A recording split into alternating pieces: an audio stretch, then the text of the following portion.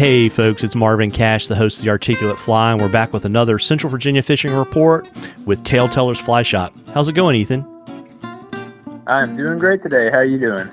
I'm doing pretty well. Finally off the show circuit. So I was in Atlanta last weekend and I'm done. I love it, but being on the road that much is a little bit tough. Yeah, I completely understand that. Well, it looks like in your neck of the woods, it's still a little bit warmer than usual, but it looks like you're going to have a pretty rainy next week to 10 days.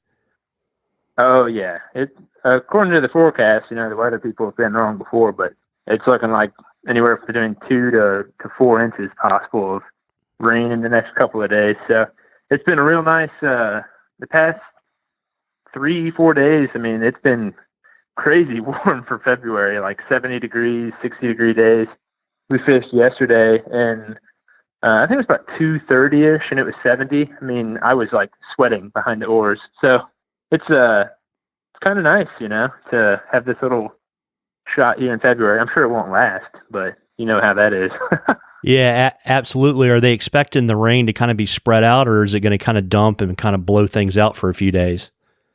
My guess is, from what I've seen in the forecast, again, you never know with the weather people, but looks like it's just going to dump a couple of these days and then probably blow out the rivers. I'm pretty confident on that one. On the bigger rivers, stuff like the James, Stanton, that sort of stuff, they'll probably be blown out. But then all the small streams should be back to fishing here soon. I mean, it only takes a handful of days usually for our small streams to get back into shape because there's in the wintertime, that water, when it starts, it just rolls down the mountain. And so we can be back to brook trout streams, just kind of rock hopping up there and enjoying that sort of thing. Of course, you can always fish the lakes when they don't get completely ravaged as well.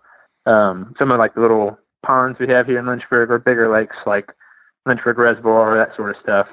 When it dumps rain, you can always fish there. So there's always options for the people that want to get out and fish. Yeah, and I guess you can also head to the tail races too.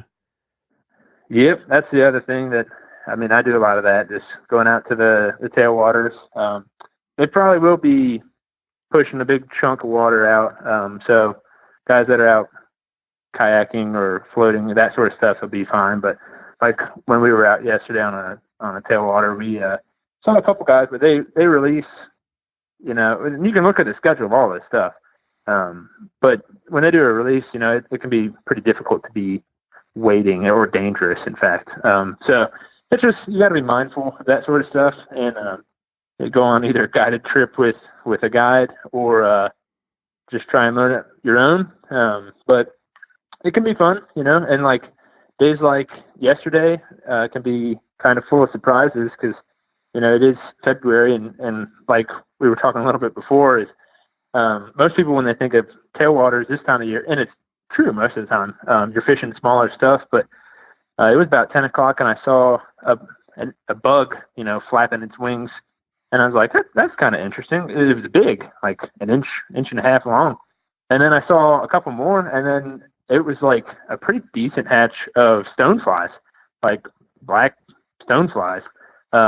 So we tied on a couple of stoneflies, nymphs, and kind of had at it. So, you never know. That's one of the fun things about just getting out there, because if you don't have a box that has a decent amount of random things, we could have completely missed on that one. But luckily, I tie an exorbitant amount of flies.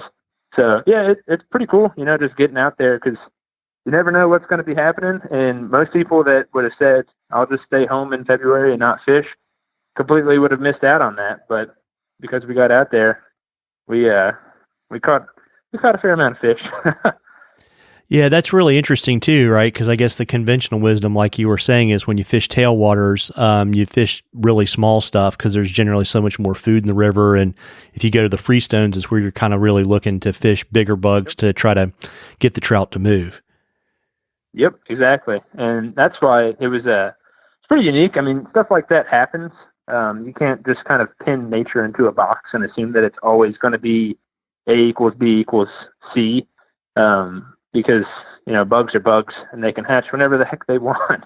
But that's one of the hardest things to explain to people when they come in and they, are saying what fly pattern should I go out with? Because typically, I mean, I can give you a list of like a dozen great patterns to start with. If you don't have any flies at all, that kind of cover the size and things that you're looking for on most of your average streams. That makes sense, because there's not going to be like you come into the shop and say, hey, I'm fishing the Jackson.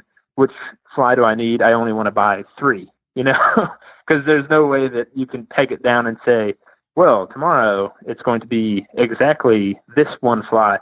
And I do think that the fly has a lot to do with it, especially on those tailwaters. Because, I mean, presentation, people argue about, presentation or fly or all that jazz, depth, fill in the blank here. But I think, the best case scenario is you have the best fly that they're eating presented in the best way at proper depth. And that's how you're going to catch a lot of fish, or the most fish that you might be able to catch on that day.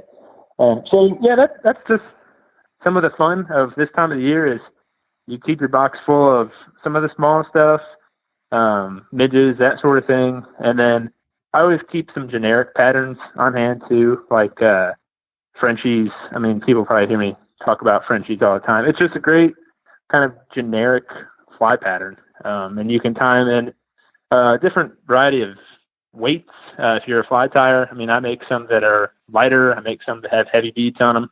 And then I do them in a bunch of different sizes. So like yesterday, the pattern that actually caught the most for us, again, this is a tailwater in February. We ended up catching, I hate saying fish numbers, but we ended up catching a fair amount of fish on a size 10 Frenchie, which is kind of unheard of in February for around here. So it's just one of the things, keep your box pretty full of random stuff, and one day it'll all kind of line up for you.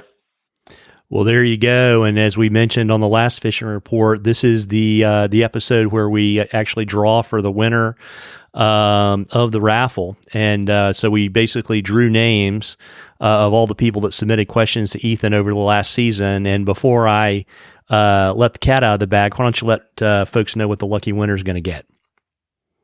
Yeah, lucky winner gets a T-shirt, $10 Fly Shop T-shirt, and then a $100 gift card. Awesome. Well, folks, the winner is Terry Beasley. And Terry, if you'll shoot me your contact information on the Facebook page, I'll get it to Ethan and he'll get you hooked up. Yeah, congratulations. Yeah, that's awesome. Thank you for your support. And before I let you hop, why don't you let folks know where the shop's located, your shop hours, and where they can find you on the internet? Yeah, you can find us at 920 Commerce Street. We're in downtown Lynchburg, Virginia. So not too far from you in Raleigh there, but, and you can find us either, phone call, you get in contact with me, through the shop phone, or email, same thing. I answer all the emails. Instagram at TaleTellers, TaleTellers VA, just like TaleTellers Virginia. Facebook, TaleTellers Fly Fishing. So a lot of different ways you can get in touch with us. We got a lot of stuff that goes on. We do fly tying nights every other Thursday. We have classes on different aspects of fly fishing. We're starting to do those. And so a lot of different ways. We stay pretty active on social media, that sort of stuff. So you can look for us at any of those places or just come on down to the shop and say hi. Yeah, that's great. Well, listen, everybody, take advantage of this unusually warm winter weather and get out there and try to catch a few. Absolutely. Tight lines, everybody. Tight lines.